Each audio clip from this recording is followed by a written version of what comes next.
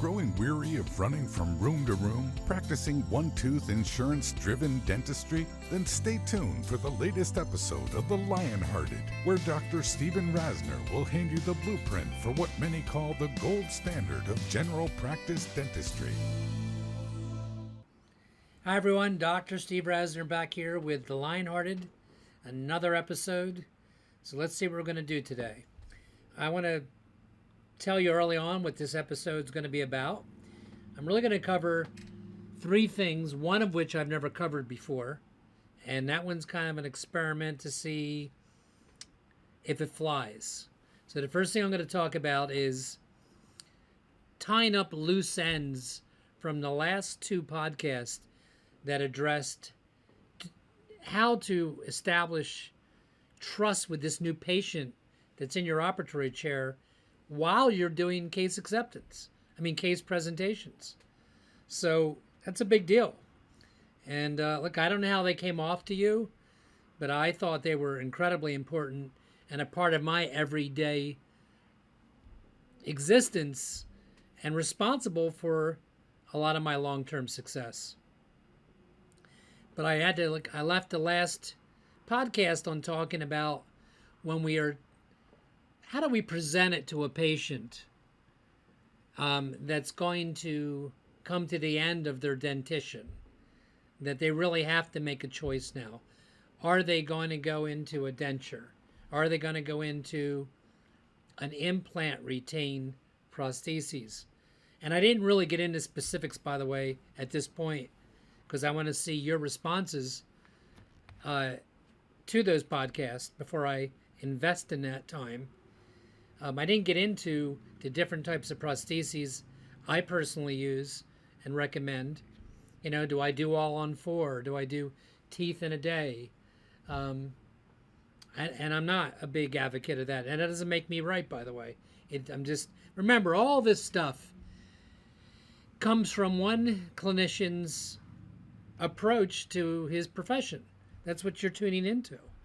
And I do have a long track record of what a lot of my colleagues would say is a pretty successful road.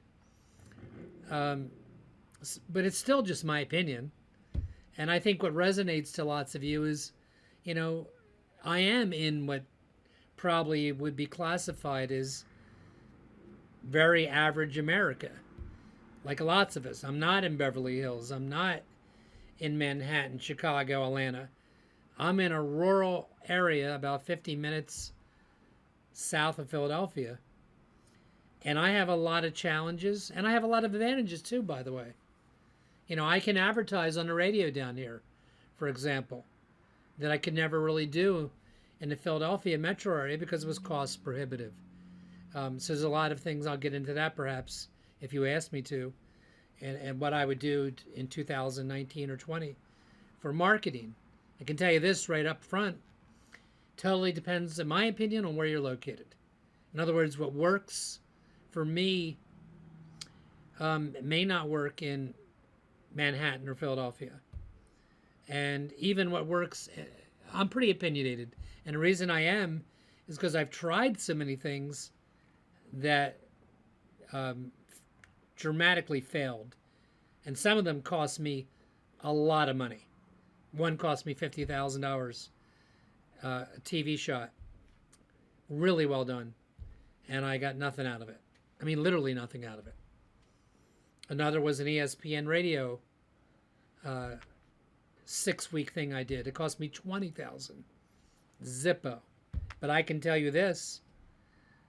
In the rural area I alluded to, I'm on the radio 5 times a day, 5 times a week, 1 minute each episode, sponsoring the weather for $900 a month. You see, it depends where you're at on what you're allowed to do. I can't advertise in a major Philadelphia metro newspaper like the Philadelphia Inquirer, but I can advertise and take out a half a page ad if I wanted to, and a number of either free newspapers down here or one in particular that clients pay for.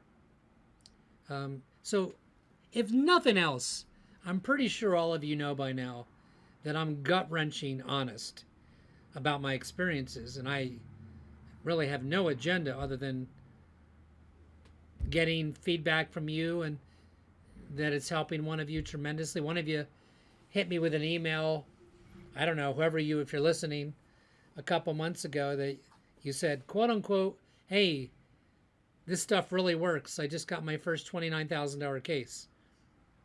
I was tickled to death for you, as long as that case, in fact, is responsible, and, it comes out the way you hope it does, and the patient hopes it does. And clearly by now, my podcasts are just not about you selling big cases. Listen, what they're about is doing the right thing, I think. I think they're about you doing what I have to do. Look, maybe I get too candid, more than I should. Maybe if I had made millions in the stock market or on real estate, which probably a lot of my colleagues have. I'm not that guy. I wish I was that guy. Maybe I would have a different approach. Maybe if I didn't get divorced. I don't know. What I do know is I'm okay, pretty set, but I could be a lot more set. And I love what I do. I'm not sure else what I would do at this stage. Somebody said to me, you can travel, and that's all you can do the rest of your life. You just travel. I mean, there's some things I would do more than I do now, but I'm really not ready to give up something I've worked so hard to be pretty darn good at. And so that's what these podcasts are. They're one guy in a rural area of southern New Jersey that I think many of you can relate to. And, I've never had a guest on this podcast, even as we speak today. And maybe I keep thinking, and Beth, don't cut this out. I don't even know if I'll continue to do them, because it really depends. Everything we do, right? Everything you and I do depends on what it gives you back. If I feel like there's a diminishing return to people listening to me, then maybe I just didn't do a good enough job. I don't know. But today, I'm going to talk about three things. I'm going to finish up case acceptance, a few couple pearls about long-term growth, and really cool things. Don't cut that out. You're going to want to hear this, because it's so easy to get in the habit of doing what I'm going to tell you to do. And it does pay great dividends. I mean, it pays great dividends to your heart, to be honest with you, if nothing else. And then this is the one I'm risking. And I don't know how it'll fly. If it doesn't fly, it's my fault. I lectured for 21 years. And in every lecture, and for the first 10, they were strictly management lectures. That's what I was known for. A guy that had a really tremendous practice in a challenged area of the United States. And I did not, people came to me to speak. Not one time in my early speaking career did I say, oh, how can I be a speaker? Nope. They came to me, and I was scared out of my brains. And in all those courses, they were all about how to establish a successful practice. But in every one of those courses, I purposely stated at one point during the presentation that clinical excellence will take you further than any practice management gem that I or anybody else could ever give you. And so, really feeling that 10 years into doing this, I started thinking about, well, what is it clinically I do that makes my practice that I keep talking about successful? Was it my crown and bridge? Am I the scan guy? I mean, we weren't even doing that back then. CAD cam. No, what it was for me, the truth was the triad of skills you keep hearing me allude to, of oral sedation, atraumatic extractions, and of course and site development. So maybe there's almost 4 skills. And if you know how to do those skills, then to me it's almost silly for you not to pursue on a slow but intention driven pace how to incorporate implant dentistry, surgical, obviously, as well as prosthetic, into your practice. So the skills are oral sedation, atraumatic extractions, site development of your extracted areas for implants, and then surgical implant dentistry. And I got to tell you, that has been my bread and butter for a very long time. And they are the skill sets I use. So today, for the first time ever, I'm going to focus in on one atraumatic extraction skill set. Now, I know most of you listen to me and you don't look at me. So for those of you, I want you to remember, I am going to send you, if you ask for it, I did a 2-part article for Dentistry Today in January and February of 2018. I'll have Beth send that to you. Or any of my protocols, I'll get as if you attended one of my lectures. Because even if you don't take this information and go back and try it, maybe being exposed to it verbally here on this podcast today, maybe you'll take a second look. Because, hey, when I did my implant training in 25 years ago, I remember signing up for the Carl Misch Institute, and I think I dropped it. I signed up for it, and I didn't take it until a third year that I signed up for it. I just wasn't ready to hear it or do it. And, I don't know whether it was a lack of skill. I don't remember. Lack of confidence in myself in doing those skills. But it surely revolutionized my practice, and what I do every day is so amazingly interesting and rewarding and challenging. And even for some of you who have never done any of this, maybe this is going to be that moment today. So let me back up and begin with what I said. In terms of wrapping up the last 2 podcasts. Here are the last things I want you to know. If you know your treatment plan on day 1, then that is the day for you to present it. There is nothing written anywhere or proven anywhere that a clinician needs 2 or 3 visits to come up with a final case presentation. Now, why do I take the time today to share that with you? By the way, while I'm thinking of it, this is a side thing that just popped in my head. And why it's popping in my head is because I think when you know the treatment plan, if you really do know it, on day 1, then why would you not present it that day? Your patients have a lot more to do than get in their car, block out part of their day, particularly bring a significant other with them, drive to your office, and then come back 1 or 2 more times. That's the main reason I am motivated to know a treatment plan, if I do know it, and present it on day 1.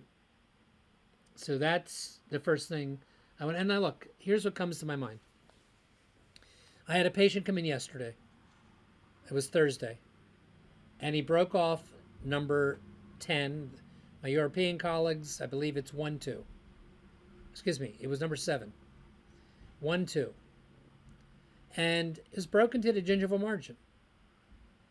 And I don't know. I mean, it's just easy for me, 39 years into this, to look at several factors pretty quickly and assess what would be the best outcome for this patient if it was me. And he had 80% of his dentition. He was missing a couple molars. Good perio. He had had implant therapy by me in the past that looked gorgeous. I don't always say that, by the way, but I'm telling you, this case looked really good. And by the way, there was a history of the breaking before. And I tried to be conservative. This tooth had not had a root canal. And I'd placed a couple pins did a core buildup inside this patient's crown. This crown was 15 years old. It was done in 2004 and looked tremendous, by the way. And I went to the guy and patient, and I know that treatment plan. I said, really, there's only two options. And I talked about intentional root canal with a cast post core crown. His dentition, he had a class 2 div 2 bite. I wasn't feeling it on that. And I told him that there's a distinct possibility I could do an intentional root canal, and that's not free either. And we could break the tooth anyway. End of the story is I gave him a treatment plan of an implant that day, which, by the way, he did not accept right away. As we speak today, he has not accepted it. I cemented it in without any pins.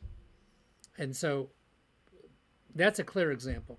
And I think there's numerous examples, if you think about it, that of your patients that sit in front of you that the treatment plan day one. Now, you may have to sequence phase 1 of their treatment, which I often have to do.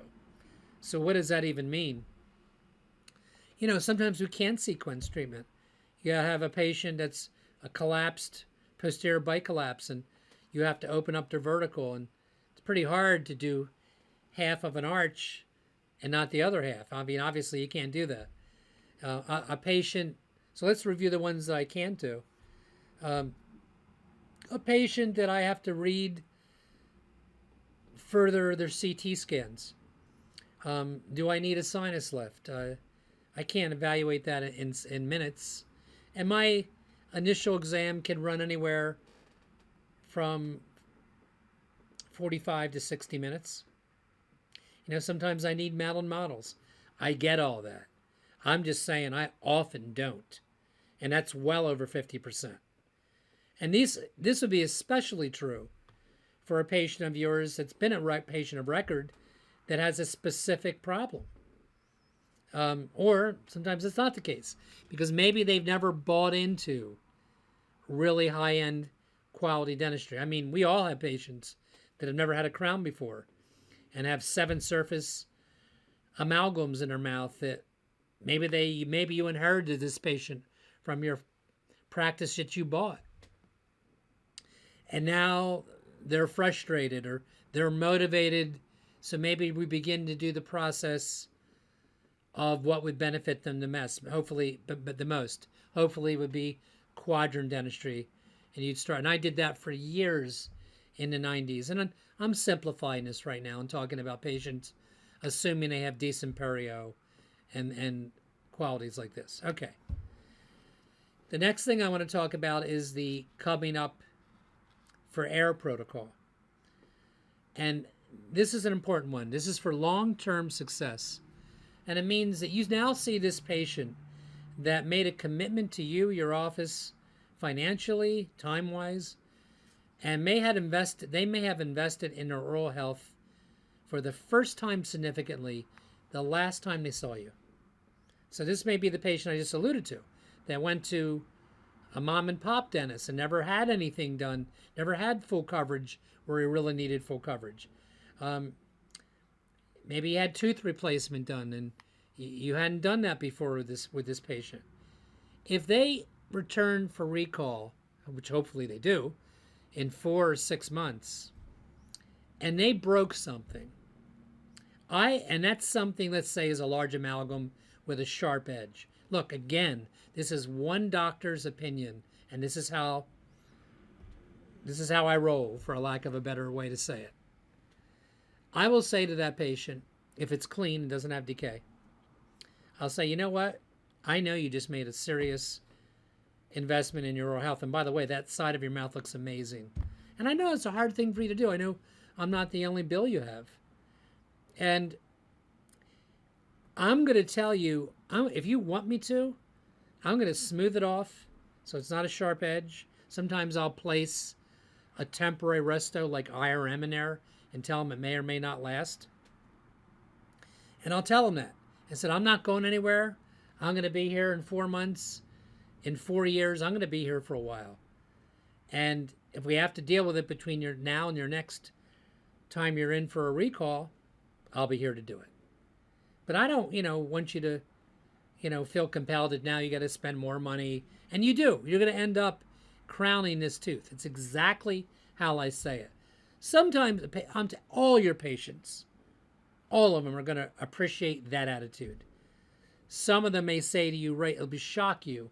They'll say, well, doc, whatever you think. If you think, I don't want to, I hear you. But if you think the best thing is to crown it, I'm going to crown it.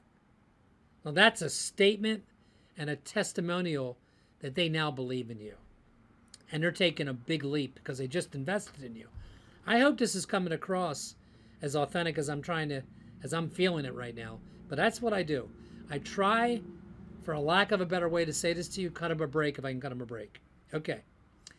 Now, third one I want to say is, don't dissuade them from the wrong treatment plan. In other words, if they come in and they want you to make a denture over, and isn't it true that we all get these patients? They might be about in their early to mid 80s. They've worn their denture and they love it for maybe 30 plus years. And finally something's precipitating them to come in and see you and address it. And it's a mess. And and they have medical compromises. And they have an atrophic mandible now. You got to be really careful with this patient. I mean, you got to be crystal clear in your mind. And for real, can you improve them? Not because you give them better cutting surfaces of teeth. Look, if that patient came into me, I would ask them, let me ask you some questions. Up to the time you broke this, let's say they broke it. They broke off a piece of it. They broke it in half. Up to the time that you broke it, how were you functioning? How were you eating? Now, when I'm talking to these patients, they often have their child with their child's like in their 50s in the room with them or somebody. And I want the truth, because if they tell me they're doing well, I'll say, listen to me. When I practiced years ago, making a lower denture wasn't that unusual. It did not involve what we call implant therapy. But it is unusual for me today because, in my opinion, they are so challenging for you guys to be successful with. And I say I do things old school, and I don't make a denture in 24 hours. That is not how I'm built. It's not who I am. I take several steps. I take 2 impressions. I take a bite, check reference. I mean, there's a lot to it. And even when I do all that, it sometimes doesn't make you that much better or at all. By the way, I had that exact wrap this week. It was a weird week for me because I don't usually get this. On 2 patients that were 86 or 88. I was hoping they would say no. I didn't refuse, but I was as crystal clear, and I might have made a mistake. Because I've had patients, they'll never say I didn't say it, but who cares? If they're coming back for their 8th adjustment on the lower, you're in trouble. And how rare is it that even if you follow the Massad's principles or Earl Pound's principles, lingualized occlusion, I know how to do this stuff. And you do it perfectly. And their ridge on the mandible is level with the floor of their mouth.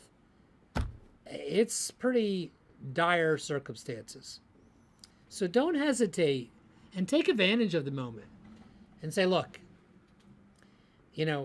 this is a risky proposition for you. And even because doing it the way I do it, it's not like it's $500. And my new patient coordinator is going to go over that with you in a few minutes. And I am in no way pushing you. I can repair this denture. Perhaps we can reline it. I don't know if it'll really improve it. Maybe it'll break again. It's just so unlike me at this stage of my career not to utilize implants. And I realize that you have medical compromises, and it's not, implants aren't going to work for you because of that. I mean, I don't know, guys, if you're getting my approach, but that's my approach. Don't dissuade them if the right treatment plan is not possible. I mean, don't put in one, I don't even use 2 implants. I always use a minimum of 3 implants on the mandible. And that's a big problem because it's a significant increase in cost to my patients in this community. I mean, if you want to accept that, then put the third one in for free if you're comfortable doing that. I'm dead serious. But you got to look at other things on these patients. Do they really need, because a lot of them do, additional attached gingiva procedure? In other words, a free gingival graft or an alloderm graft. And these are things I'm just so in tune to on a long-term edentulous mandible patient. So it's not a bad thing. It may feel bad at that moment when you don't get acceptance and you're not getting paid whatever you would have got paid that day, but it sure as heck feels good doing the right thing. In other words, I don't want you to get in situations, because none of us like that, right? None of us enjoy the patient we did something for that's unsatisfied with it. And a lot of them, I can tell you the patients I had this week will not be those patients, because I've never been more clear on what I just said to you than I am today. But some of these patients do get selective amnesia and will forget that you were dissuading them. So once you accept and make it for them, you own it, right? Okay. Last 2 things about this before I get into my quick clinical caveat for you, which, as I said before, I'm hoping it works. Do one thing every day clinically for somebody on you. So all of us, correct, have been in to do, let's see, an upper left quadrant of fillings, and there's additional caries on a tooth that you didn't see at the initial exam. Wasn't on the x-ray. Maybe it's halfway through the enamel but not all the way through, and they've accepted a treatment plan already from you. Maybe that treatment's, I don't know, over $10,000. Maybe it's $1,000. I eat it. I do it. And I do it willingly and a smile on my face. I'll say to them, you know what? I just want you to know at the end of the appointment, you had another filling in there that I didn't see. It's on me. I did it for you already. Every day, something like that. You've heard my talks before about that. My dental assistants have been trained by a dental lab to do repairs of adding a tooth to a denture. I mean, a laboratory quality repair. I'm not talking cyanoacrylate gluing it back in, or a partial denture repair. And my local lab did it for me gratuitously. You didn't charge me to teach them, because they don't really want that stuff any more than you want to do a prophy yourself.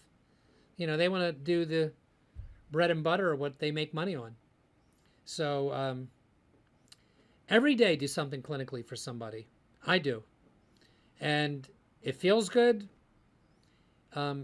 Maybe the real core why I'm telling you this is because in my area of the country, I am certainly not a low fee service guy. That is not why patients seek me out. And so I want them to know that I'm not going to nickel and dime them. And there's many, many times I do way more than a one surface filling. That I get in there to a case I treatment planned 3 implants and I do 4. But you got to let them know you did it, by the way. And some of you can make the argument, well, if you don't charge them, they don't appreciate it. I don't know. I think it's presentation. And I don't try to make them sound like I'm a saint for doing it. I think I pull it off like, look, we're in this. You bought into me. I found something. Maybe I misengineered it, under-engineered the case, or I didn't see this filling we were alluding to. But, man, I've done a lot of things. I've done a lower partial denture more than once because I didn't think they needed it. I didn't think they needed molars. And I was wrong. So I always say you have to own your mistakes. And then the second counterpart to that would be always, every day, which for me is 4 days a week, 16 days a month, I don't know, 175, 180 times a year. Do one thing every day for a patient that's got nothing to do with anything except relationship building. And you have to have somebody in your office who's good at that prompt you to do it. Or, you're busy like I am and you're going to forget. So that could be, Doc, sign this card or fill out this card. Or I want you to send flowers, the office to send flowers to this patient who had a surgery done. Or is there any way you could visit Mrs. Green in the hospital on your way home? It would mean the world to her. Or pick up the phone and call this patient. She hasn't been in months. She's 80 some years old. You know she loved you. I think you guys get the drift. And when you start doing that, I have never done that. It doesn't do anything except bring a higher sense of joy to my day. I mean it. I hope you understand this about me and my practice. I think I've succeeded in this area that I'm in, an area where I am surrounded, man, by corporate low fee dentists who, some of them advertise dentures for $600. I don't even know how they do it. Or implants for $900. And sure, some of it's bait and switch and some of it's just fraud. But I'm not that guy. And I've been in this area a very long time. And I think the reason that I have sustained is all these little nuances about practice management I'm sharing with you like right now. All right, this is it. I've got about 5 minutes and I want to get to my first clear clinical tip I've ever given you. And please give me feedback. It'll probably hurt my feelings, but so be it. Tell me if I appreciate it, but it doesn't come across unless we're watching you. Now I'm going to first tell you my email is DrRasner, DR, my last name, at AOL. And I can send you, just say, send me the information relevant to the clinical tip that I'm about to give you. The skills that make a difference. We've already talked about oral sedation. And one of the reasons that you need to have the oral sedation permit in your state is that you can't do the other procedures comfortably, or in my opinion, safely, if the patient's not on a low stress protocol. And part of a low stress protocol, for sure, is oral sedation. And my last podcast, about 2 or 3 podcasts ago, was my second podcast on my oral sedation cocktail, which you need to try. Well, you got to get a permit to try it. Just the nose on that, let me just tell you the brief. I don't do it on children. What's the children? I probably wouldn't ever do it on somebody under than 18 years old and probably under a body weight of 90. Certainly not doing it on 11, 10-year-olds, 12-year-olds, 14-year-olds. Not happening. Don't need to work that bad. Don't need the stress in my life. I think they should be monitored if they need that type of sedation in a hospital setting or pediatric dentistry. So the other 2 things are a medical history review. So either you or somebody, your hygienist that's assigned to that patient or the assistant at that initial visit, we need to review, and we know in our office the red flags, and there's not many, that contraindicate giving them oral sedation. I mean, there's almost none. That leads to the third review, and that would be cross-referencing the medications they're on and the sedation cocktail that I recommend, which you know by now is 50 milligrams of Atarax, 25 of Benadryl, and 0.25 of Halcyon 90 minutes before the visit. And there's a whole protocol to it, so don't just get out and give it. You can't do that legally. I will remind you that for patients 60 years or over, 40% of them are on 5 or more drugs. 18% of them are on 10 or more drugs. Think about that. So you need to have a relationship with a pharmacist or have the application in your computer that cross-references what drugs are on with the oral sedation I just alluded to. And I'll remind you even greater that the fastest growing population in the world is 85 and over. So It's not going away. You know that. People live longer than they ever did, and a lot of those patients are on a lot of medications, including 67% are taking multiple over-the-counter drugs as well. So, atraumatic extractions. This is what I want to tell you. This is the skill. Now, I realize if you're just listening to me, you're probably not going to be able to go back and just do this. And I'm going to be talking briefly about the atraumatic extraction socket and what to put in it. And you need to know that my information comes mostly from my past with Carl Misch at the Misch Institute. And for the last 10 years, most of it from Mike Picos, an oral surgeon in Tampa, Florida. And his work comes from multiple literature review. This is current stuff. This is stuff anecdotally that I've used for years, and many other surgeons that have followed Mike have used. And I will tell you, it's lights out predictable. But we're doing easy stuff today. And we can reiterate and go over it more depending on how this honestly comes off to you guys. First thing I'll tell you is what I used to do is what a lot of you do. If you hate extractions, it might be because you're still using forceps and you were taught in dental school to lean to the buccal and then lean to the palatal or buccal lingual, and that's what we were taught to do, correct? And I hope that not many of us are doing that anymore. What I do today, first of all, an atraumatic extraction to me is one where you take out the tooth and all 5 walls of bone that were there are still there. You didn't lose any bone. You have the buccal, the lingual, the palate, the buccal, the lingual, the mesial, the distal, and the floor. They're all there. What I do today is I use hand pieces. And you need to check with your state. I can tell you, in the state of California, you have to have a self-contained system. You can't use a regular high speed. So I would highly recommend that you do it the right way. Get a rear engine turbine where the exhaust comes out of the rear of the handpiece, so there's no chance for an air emboli, which I've never had. So, I mean, why not do it the right way? Invest if you're going to do this. A acronym that I've come up with, one of the few I've come up with ever, is called ATM. And it means always be under control. That's A. Think before you act is T. And M is be methodical.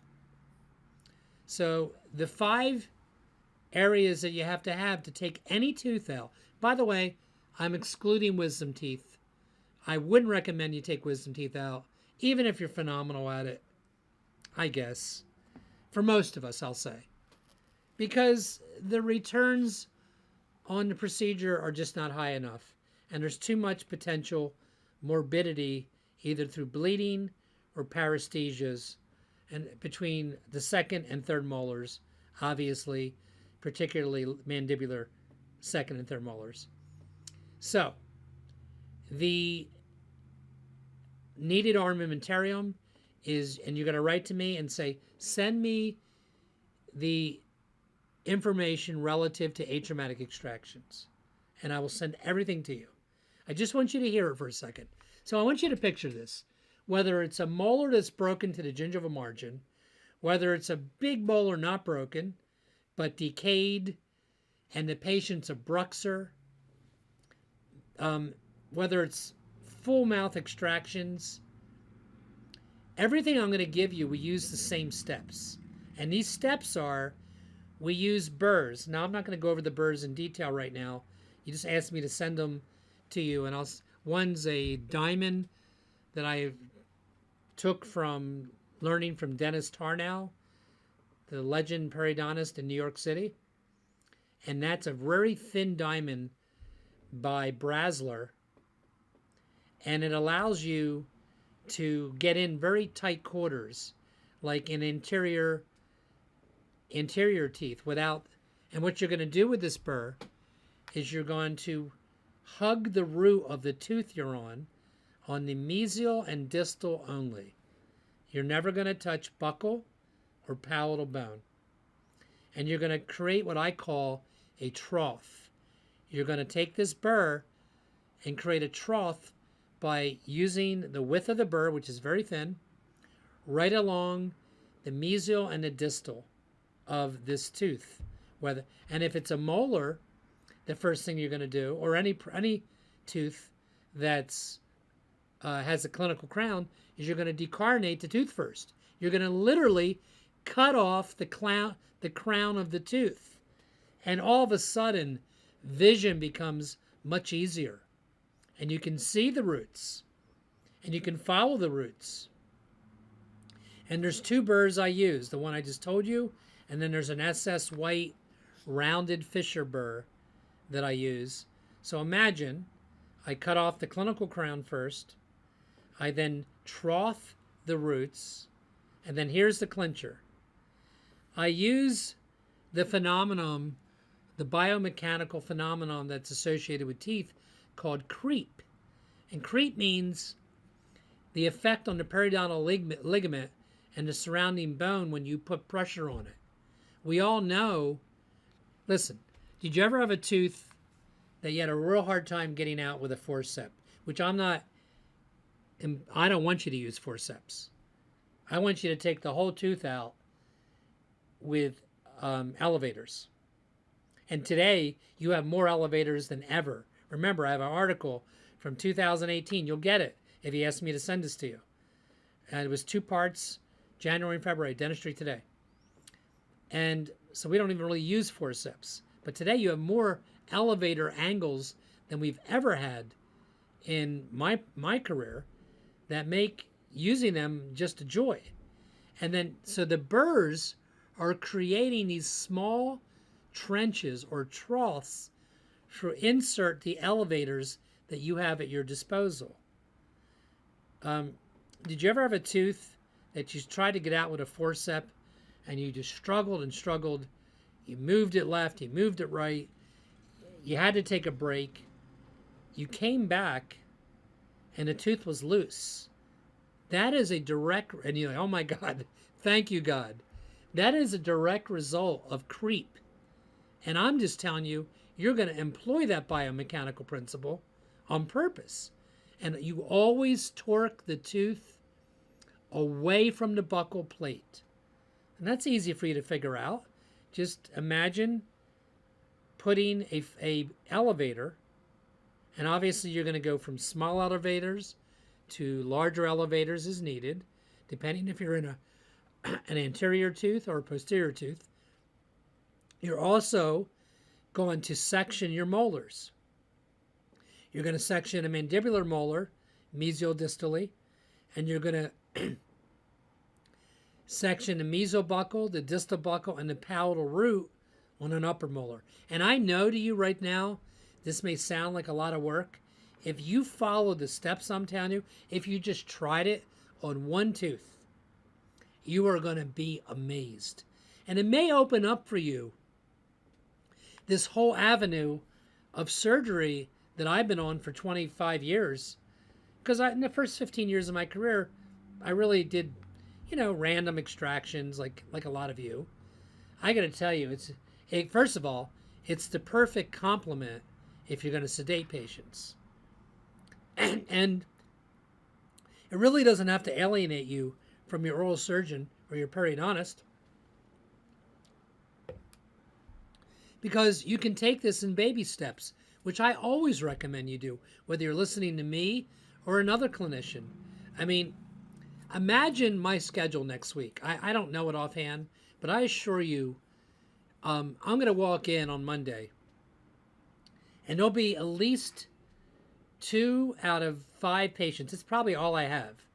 Because when you sedate patients, and they're not all sedated, but probably 80% of my patients are, it just makes for such a relaxing day. And when you know how to take teeth out with the protocol I'm starting to describe here for you, and it's not anxious, it doesn't give you angst.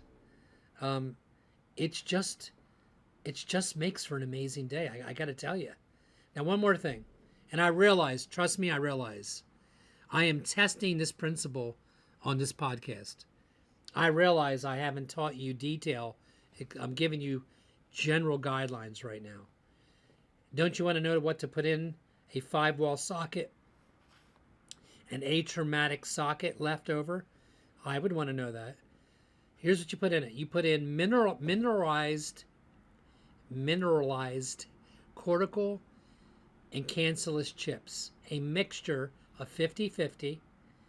They should range in size, particle size of 0.6 to 1.2. I realize, trust me, that there's demineralized particles on the market. There's xenograph on the market. And I'll tell you, one thing I'm very, very in tune to is when to use what.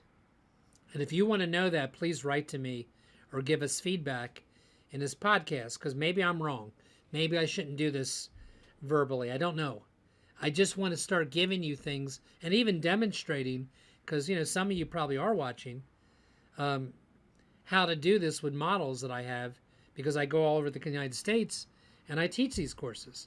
And I am current with this, and it's inside out. So on a 5-wall socket in the non-aesthetic zone, you want to fill the socket with just straight mineralized cortical and cancellous chips. I use BioHorizons or Salvin. You can use whoever you want, but that's what you want. You want the particle size, I said. You do not need to mix that with demineralized. Now, what do you put on top of the socket? If you're in the posterior zone, in the non-aesthetic zone, you want to put in a non-resorbable cytoplastic type of membrane. That would be, and what you're going to do with that, I can tell you that they're sold by a lot of companies. Osteogenic sells them, Salvin sells them, and there's things called single site membranes. They're made for one socket. And I know it's a habit for you to get into. You will never, ever do your patient wrong if you follow this protocol. So you filled up the socket with the mineralized cortical and cancellous chips. Now you take this non-resorbable membrane, you tuck it into the tissue over the occlusal onto the buccal. So you have to release that area with a MOLT 2.4 elevator. This is, by the way, you've excavated the socket with a spoon excavator, and then you put an X stitch on top of this, holding in this cytoplastic membrane. And that's it. That's what you're using. So the membrane you want to put in the posterior sites are PTFEs, non-resorbable. They have that Teflon appearance, and they're carried by many companies. Osteogenics is a great company. Salvin's a great company. But you want the single site size of this. So, think about this for the podcast. Right now, if you're going to be doing this, do you think you could do that? Do you think you could atraumatically remove a tooth, place in it the mineralized bone allograft I talked about, put the membrane over, as I discussed, and a cross X stitch on top of it to hold it in? If you can do that, you just did the state-of-the-art socket grafting. Now, in the anterior zone, which I'm not going to go into in this podcast, you'd want to use tissue generally, or free gingival graft, or often I take it from the tuberosity with a punch and sew it on top of my socket as a seal, as like a hat, if you can imagine that. Anyway, guys, I realized this was a little risky doing, bringing in a little clinical, because I can't judge or measure your interest level. So I hope it's there, because I would love to do more of these and be more visual with it as well. I hope this helped some of you today. I'm always here to help your practice grow and your career extend itself with success. And, enjoy the profession as much as I've been able to. I appreciate those of you that invest the time in me. You can reach me at DrRasner at AOL or the Rasner or RasnerInstitute.com. If you need anything from this podcast, please reach out. Thanks, and see you soon.